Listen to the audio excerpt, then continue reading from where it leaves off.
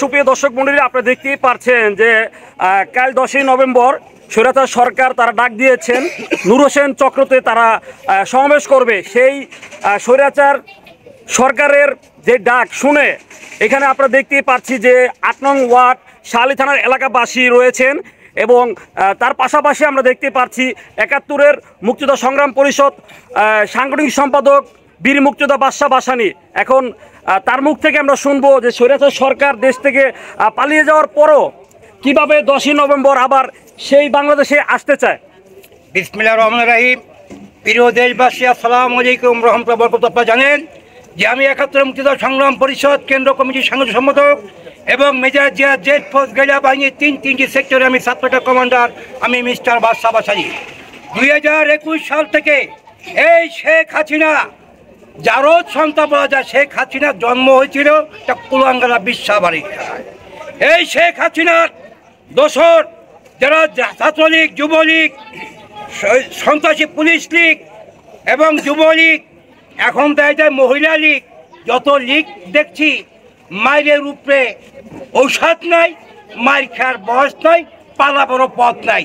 শেখ হাসিনা তুই যে আমলিগ করো, এই আমলিগ তোর বাপে না, তোর বাপে করছে 72 সালে বাকশাল নিয়ে কথা বলবি।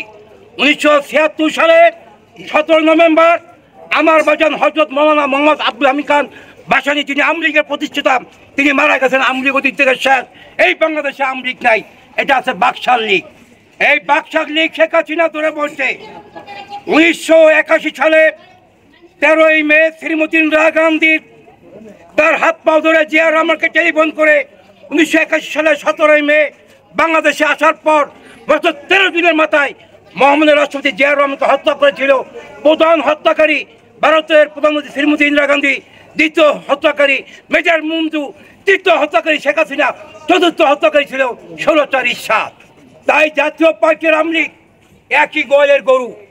জাতীয় পার্টি আমলিগ, আমি গতকাল 9 নভেম্বরে ভাষণ দিয়েছিলাম জাতীয়তাবাদী দল বিএনপি পার্টি অফিসে। তখন বলেছিলাম আমলিগ বলতে কোনো শব্দ থাকবে না। আজ রাতে তাই বলতে চাই, এই বাংলার মাটিতে আমলিগ, যুবলীগ, ছাত্রলীগ তো বহিষ্কার হয়ে গেছে। ব্যান ছাত্রলীগ, যুবলীগ, শ্রমিক লীগ, মহিলা লীগ, সন্ত্রাসী পুলিশ লীগ, লীগ যেখানে গণধোলাই সেখানে দিবেন। আদর্শ মনে করেন। আমি মিস্টার বাদশা বাসানি, বাংলাদেশ ন্যাশনাল পার্টির 31তম সদস্য, এখনো বেঁচে আছি। তারেক রহমান শিশু, বাচ্চা ছিল 8 বছরের শিশু। আপনারা দেখেন, আমি দেখেছি। এটা বলতে চাই, এসে খালেক 1978 সালে জিয়া রহমানের পার্লামেন্টের সংসদ সদস্য 79 ছিল। এই এসে খালেকের নেতৃত্বে বিএনপি সংগঠন হয়েছিল মিরপুরে বিএনপির ঘাঁটি। আমিও জানি, আমিও মিরপুরে 5.5 দিন যুদ্ধ করে মিরপুর স্বাধীন করেছিলাম।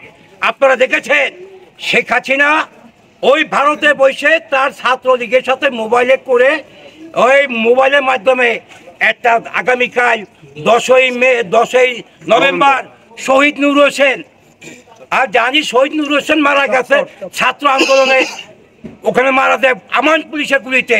সেই 23 বঙ্গবন্ধুর সামনে স্টেডিয়ামের সাথে গুলি করেছিল। শহীদ নূর হোসেন আর বাবুল 2 জন মারা যায়। 16 তারিখ 2 জন মারা যাওয়ার পরেই এর সাথে প্রথম ঘটে। কিন্তু এখন দুঃখের বিষয়, দেশ স্বাধীনতার 53 বছর, এখনো রাজাকার আলবদর রয়ে গেছে, এখনো ভারতের দালাল শেখ হাসিনা দোষর রয়ে গেছে। তাই বলতে চাই, আজকে আমাদের শাহালি থানার উদ্যোগে আমার 8 নম্বর ওয়ার্ডের সেক্রেটারি মোহাম্মদ জাকির হোসেন, তার নেতৃত্বে আপনারা দেখছেন মিছিল নিয়ে এরা রাত ভরে সজাগ থাকবে। এইখানে কোনো আমলিগ, সন্ত্রাসী, যুবলীগ, ছাত্রলীগ, কোনো লীগের কোনো ঠাঁই হবে না। এলাকাবাসী আজকে রাত্রে কষ্ট করে পাহারা দেন। এই দেশ আমরা জিয়া রহমান আমরা পাহারা দিয়েছিলাম, আপনারা এখন পাহারা দিবেন। দেশে 2 বার যুদ্ধ হয়েছে, একবার 1971 সালে, 72 সালে, আবার 53 বছর পর আবার 1 মাস 5 দিন যুদ্ধ করে নতুন বাংলাদেশ পেয়েছি। এই বাংলাদেশ আমরা হারাতে চাই না। শহীদ আবু সাইদ এবং মুগ্ধ আরো যারা শহীদ তাদের রক্ত বিটা দিতে দেব না।